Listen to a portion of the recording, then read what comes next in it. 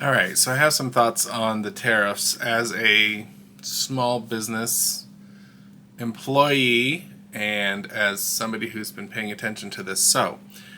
The interesting thing is whether you agree or don't agree that the tariffs are a good idea. I think most people, well, I'm not going to say most people would agree. It really depends. I'm not really getting into the politics of the tariffs, but I did want to talk a little bit about what will happen and what is happening with the tariffs. So, as of today is April 17th.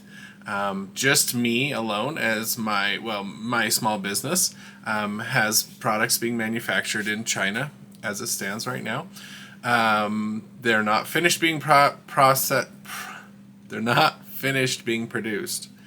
So there's a very high chance that if and when we decided to ship those over like normal, like we've done on a regular basis, those products would be subject to 245% tariffs.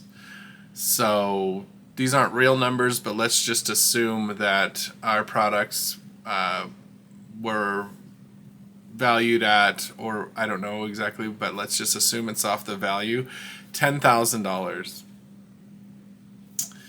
Products coming across to, say we ship our products from China to America, they come in and they say, okay, there's a 240% tariff on Chinese products, therefore products produced in China, so therefore instead of 10,000 now you already paid the factory 10,000 and now you have to give the government, the US government, 24,000. So we have to pay the government $24,000 for a product that we had manufactured for $10,000 in China. And already started manufacturing and has been manufacturing since before the tariffs were even in place. Now, what's going to happen? Well, some stuff that has happened is that factories in China are just telling people on TikTok how to find the products, how to go directly. I mean, Temu, Shein, Wish, they've all been selling to Americans cheaply using the de minimis exemption for postage for a while. But factories now are telling not only where to buy the products, but also how much those products cost, and the fact that a lot of places manufacture it 99% of the way in China, and then they ship the unfinished products to Italy or Spain, and they affix a logo, and therefore it's assembled in Spain or made in Italy when it's not. So the Chinese factories are having fun with this and saying, well, go to this website. And the Americans are learning not only are we way overpaying, but even if we had to pay tariffs, so let's say you buy a pair of yoga pants that would normally cost you $100 from Lululemon, let's say that you buy them for $5 or $10 from the factory in China, even with the de minimis exemption that Trump has set to go on May 2nd, where there's no longer cheap shipping from China, even if you had to pay tariffs on a pair of $10 yoga pants, okay, so now your yoga pants cost, giving my same example, $10 instead of 10,000. Yeah, your yoga pants cost $24 now instead of $10. But that's still less than $100 from Lululemon. So people are going to find ways. Business owners can't base their businesses on unknowns. So they're factoring in that the things that Trump says are going to be happening. So, what's someone like me to do, a small business? Well, funny enough, what we decided to do is potentially find a place that we can store our products outside the United States, and then we're going to bring in parts of our order in, and then that way we can potentially pay, because truthfully our profit margin on our products is such that if we did even increase the cost by 240%, we would still make profit. We'd make less profit, but we'd make profit.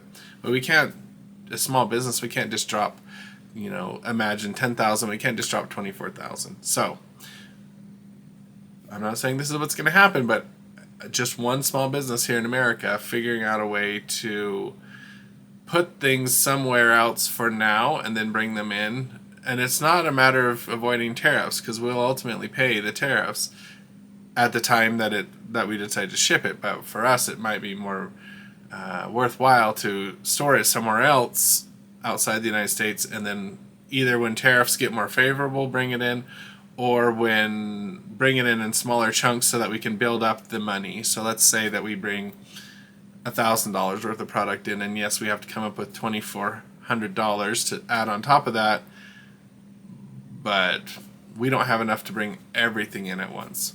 So I also heard for something like graphics cards, there was a launch yesterday of the NVIDIA 5060 Ti graphics card.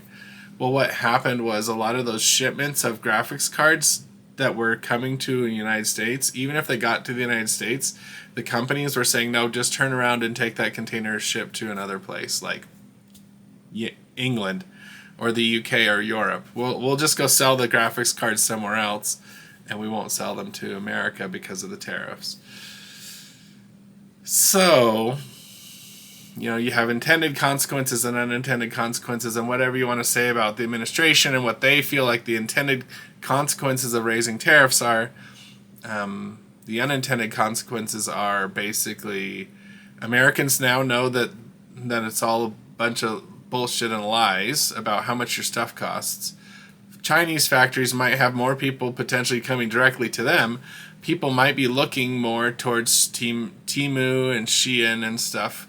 And the American people and the Chinese people are coming together and laughing at it and making it out, not making it out, but basically are just kind of having fun with this whole thing because it's so absurd. Because everything's so absurd.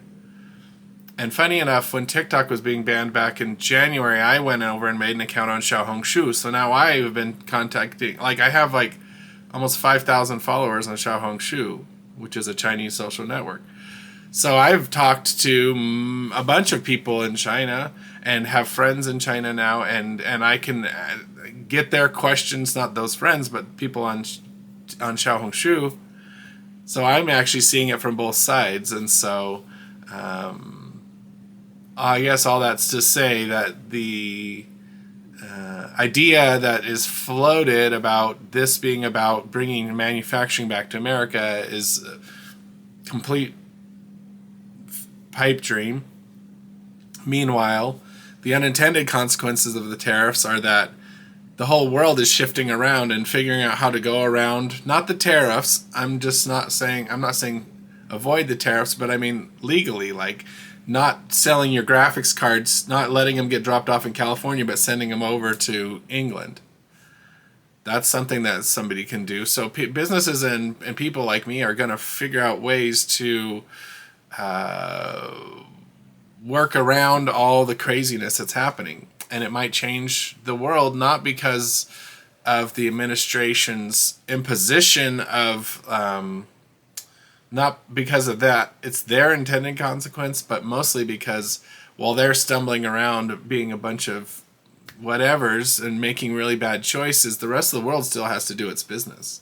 So it'll just figure out where to route around. It's like when you I guess when you're Waze or whatever, when there's a traffic accident on the freeway and your thing tells you there's a traffic accident and you just got to get off on a side roads and figure out how to get to where you need to go. So all that's to say that I think that people like me will find ways to make it work, but not every small business, it's hurting small businesses. It's hurting small businesses in America. It's hurting small businesses in China. And that shouldn't be a surprise. But anyways, thanks for watching. And there's my ramble. Bye.